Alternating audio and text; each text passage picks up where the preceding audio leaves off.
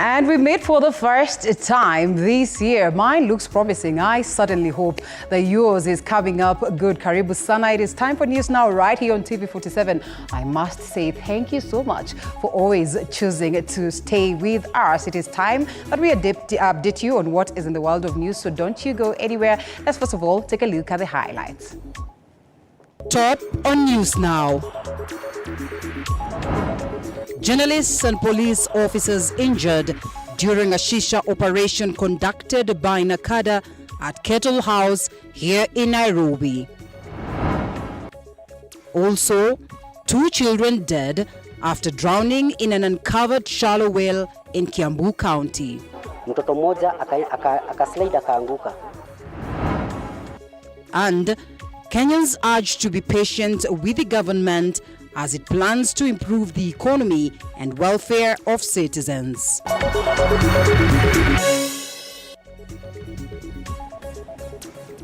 And News Now begins right away. It's important that you interact with us. The hashtag, as always, is News Now. I'll be looking at some of your comments as we continue with the broadcast. We start off with this unfortunate story, and that several journalists are currently nursing serious injuries and grappling with the loss of equipment following a rowdy incident that is during an operation targeting individuals associated with shisha bongs at a popular joint in Kilimani area here in Nairobi. The situation took a shocking turn as the chaos escalated, leading to an assault on a police officer by the club's bouncers as well that were on duty. Despite the mayhem, the collaborative effort of Nakada and the police proved successful in apprehending several individuals within the club premises. The operation resulted in the confiscation of over 50 shisha bongs. Managed to make an entry, and in the process scaffolding ensued, whereby we managed to gain entry and netted several shisha bongs, and managed to arrest those operators and the ones who were causing fracas by roughing up the officers and the journalists. Some few officers were actually injured in the process, and we managed to identify those attackers or the assaults, the ones who were assaulting the officers. They are in our custody to face the charges of assaulting officers while on duty. Elsewhere, property worth millions of shillings has been razed down following a fire that gutted Ibrahim's shopping mall here in Nairobi's central business district in the wee hours of Saturday morning. Firefighters battled the fire and were able to control and eventually put it out. However, passers-by complained about the slow response from the fire department. The first and second floors of the building were the worst affected, with the source of the fire yet to be established.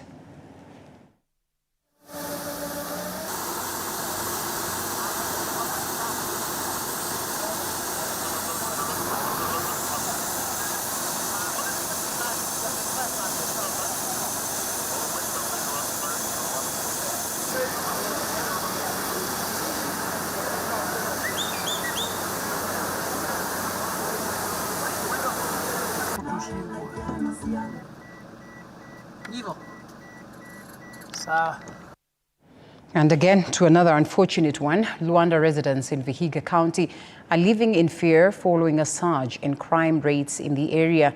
The most recent and alarming incident involves the brutal murder of 3 Boda Boda operators whose bodies were discovered dumped in 2 separate locations in the outskirts of Luanda town.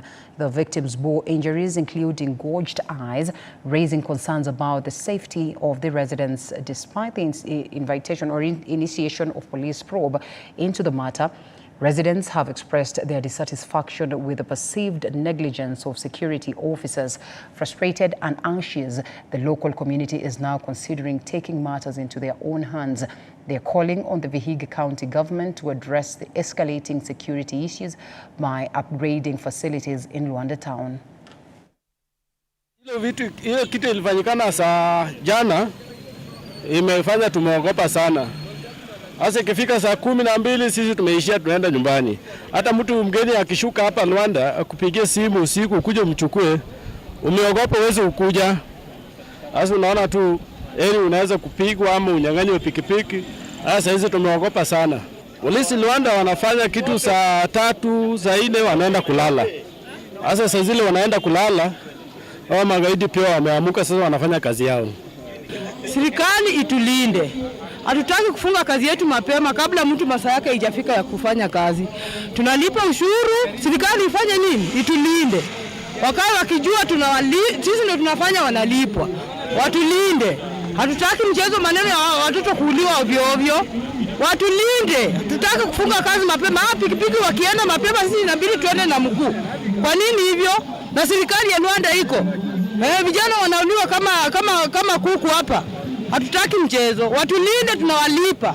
Wakaazi wetu wa Luanda hapa, mnapopatia wageni nyumba mahali pa kuishi, angalia ni mtu wa aina gani ambao unapatia nafasi kuishi na sisi pamoja, na anafanya biashara gani. Tusikuwe na tamaa ya pesa.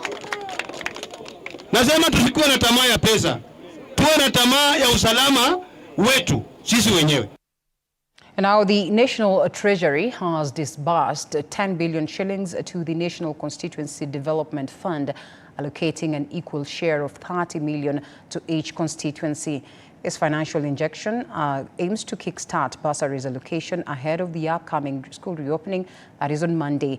And chairperson of the CDF committee in Parliament, Musa Sirma, has announced that the first batch of funds has already been distributed. He further assured that by the end of the month, the remaining 20 billion shillings, equivalent to 40%, will be disbursed to constituencies. This move will facilitate the timely initiation of educational support programs, as well as alleviate financial burdens of students as schools prepare to resume. Atatupatia pesa na pesa tumepata, so mambo ya basari yenyu itaendelea bila kusimama. Tumepata bilioni 10 ambaye itaanzisha kila constituency watakuwa na kama milioni 30, na kufikia mwisho wa mwezi huu tutakuwa tumepata hiyo 40%, which is equivalent to 20 billion shillings ambaye itakamilisha yale ambayo tunahitaji katika CDF.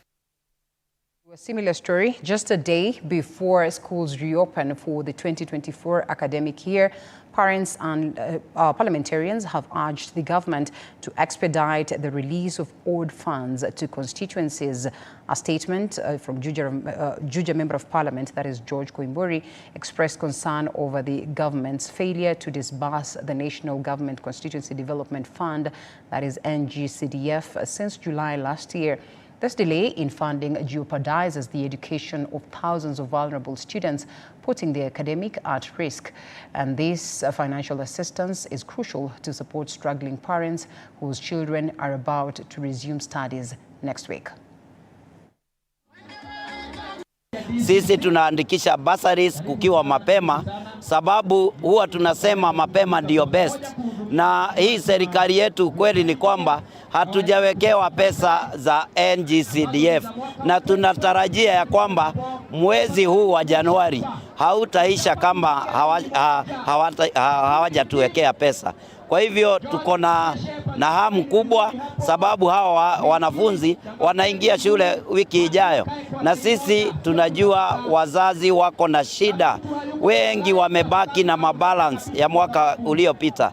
Kwa hivyo tuko na matarajio ya kwamba mwezi huu tutapeana bursaries, na ndio sababu tuko hapa kuandikisha watoto wetu ndio waweze kuingia kwa mashule wakiwa na pesa. Ni kama pesa ngapi hivi mheshimiwa mjawekewa, na hii labda hiyo delay imewaadhiri vipi wakaaji wa? Zile pesa ambazo tunatarajia sisi kama watu wa Juja ama wakaaji wa Juja ni zaidi ya milioni 73, na hizo pesa tumezitenga zikiwa za kutoka form 1 kwenda mpaka university. Kwa hivyo watu wetu wote tunawaomba waweze kuapply ndio tuweze kukagua hizi bursaries. Serikali ikiweka tu pesa kwa account, mara hiyo tutazileta kwa mashule ndio watoto wetu waweze kuendelea na masomo.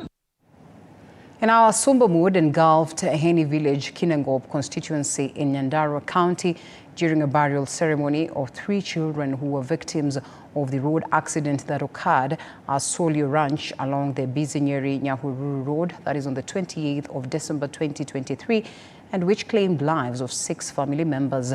Nyandarua County Women Representatives, or Woman Member of Parliament, Faith Gitau, while speaking at the event, faulted the reckless driving, noting that some accidents can be avoided if drivers adhere to traffic rules. She has urged road users to observe all set rules in order to minimize such cases.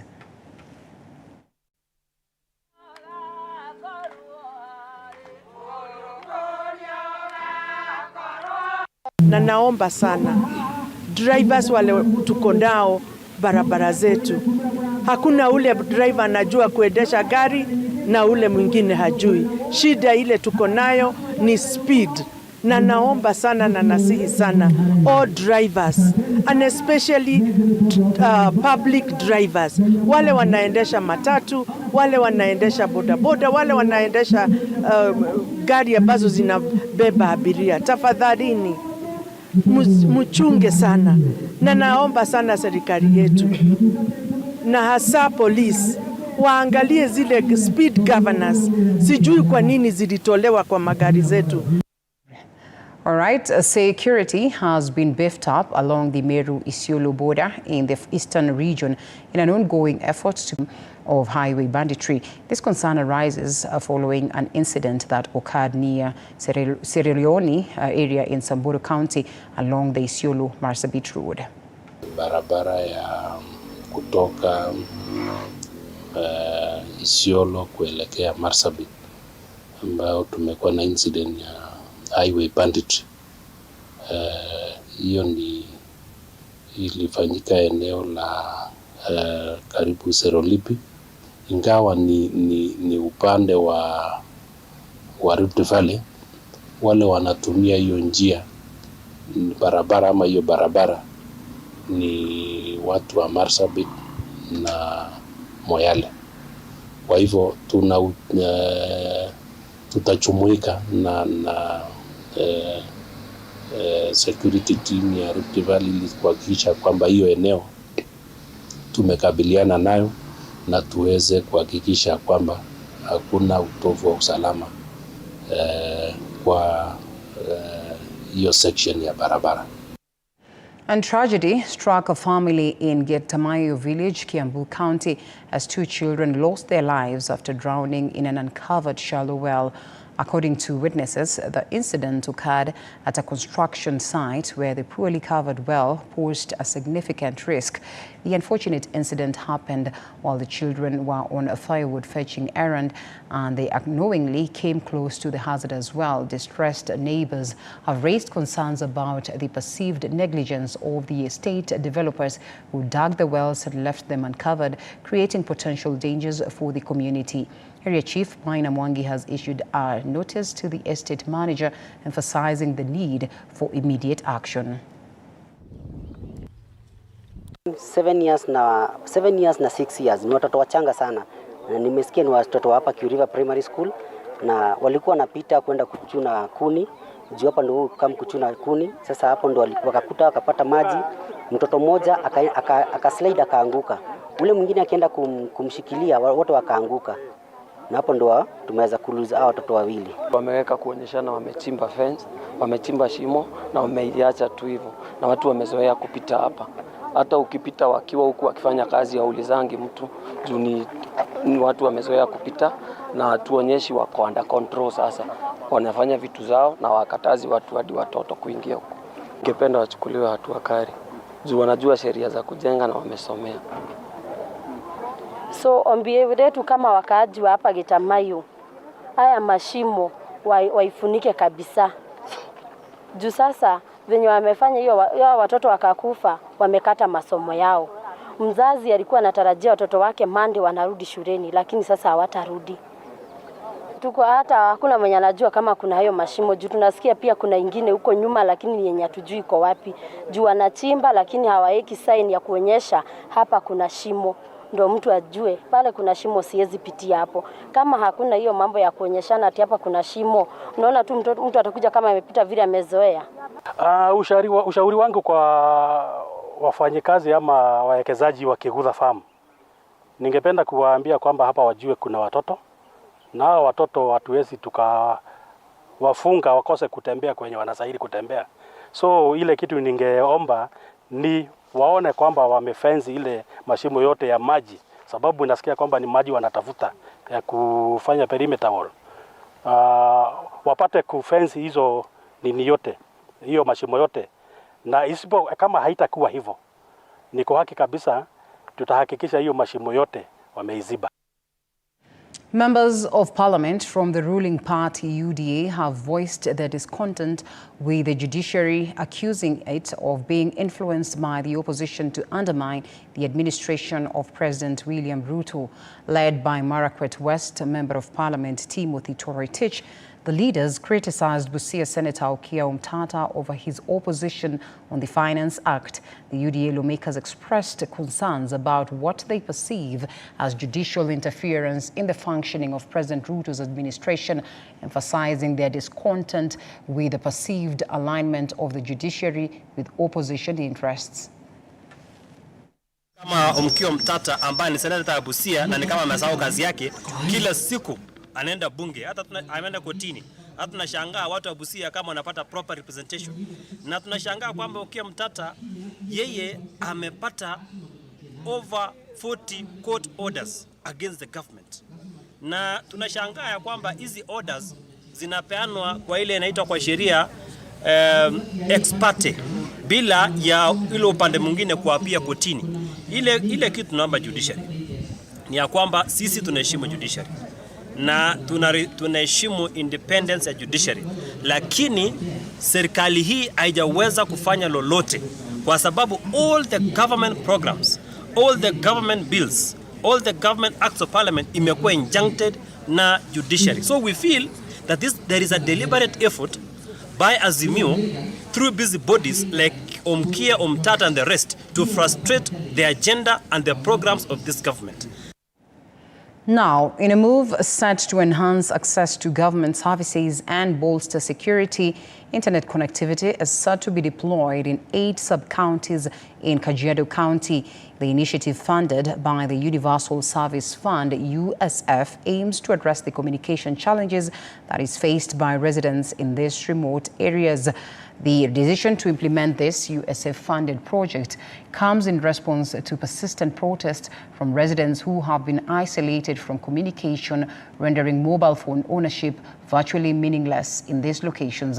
Under the guidance of Eric Iraide, the Principal Administrative Secretary at the Ministry of Information, Communication and Technology, officials from the Communication Authority have commenced a one-week review of the areas identified for immediate implementation. This effort reflects the government's commitment to bridging the digital divide and ensuring that even remote communities have access to essential services and improved connectivity. Mradi wa kueneza mtandao katika nchi nzima ya Kenya kwa kutumia USF, yani ni fund ya serikali ambayo inahakikisha mwananchi yoyote pahali anapoishi anaweza kupata mawasiliano kupitia kwa mtandao.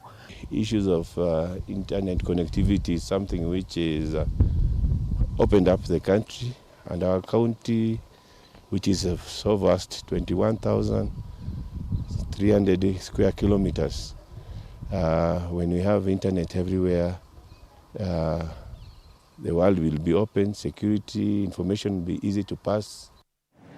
A section of leaders from Embu County have urged both the national and the county governments to ensure that the availability of affordable cancer screening and comprehensive management plans in local healthcare facilities is envisioned. And speaking during a funeral service in the county, Manyata Member of Parliament Gitonga Mukunji criticized politicians who opposed universal health coverage Emphasizing the importance of accessible healthcare for all, Mukunji pleaded with petitioners seeking orders against universal health coverage to withdraw the case, highlighting the potential benefits for many Kenyans, including reduced NHIF contributions. The leaders are collectively advocating for measures that would enhance healthcare accessibility and affordability, particularly in the context of cancer screening and management. Unapinga universal health coverage. Ile itatatua shida ya kila mtu aweze kutengenezwa na kufanywa treatment wakati yoyote unaenda hospitali for free. Tuache kupiga na kuitisha harambee. Tuache na tuachane na kutengeneza groups za kusaidia watu ambao wamewezwa. Watu waache kuuza mashamba zao ili waweze kutreat watu wao. Wewe sijui unatetea watu gani na wewe umelaaniwa. Because as a leader in this county, mimi sikosangi kwa harambee 2-3 za maneno ya kusaidia ugonjwa. Nilikuwa na furaha sana wakati hiyo program ilikuwa imekuja kuisha hapa November. Lakini hadi saa hii in January imekwama kwa sababu ya mtu ameenda kotini. Mimi naomba huyo mtu kwa unyenyekevu sana atoe hiyo kesi kotini ndio tuweze kupata universal coverage. Ili watu wetu walipe shilingi 300 wakienda katika hospitali. Hapana, wakilipa NHIF. Na hospitali zetu ziweze kutengenezwa, zipate dawa, ziweze kuendelea mbele. Kenyans have been urged to exercise patience as the government puts in place measures that will enhance the nation's economy and the well-being of its people. Principal Secretary in the Ministry of Mining and Maritime Economy, Elijah Mwangi, says the government is dedicated to implementing measures aimed at stabilizing and improving the economic landscape. As the government tries to lower the cost of living, because that is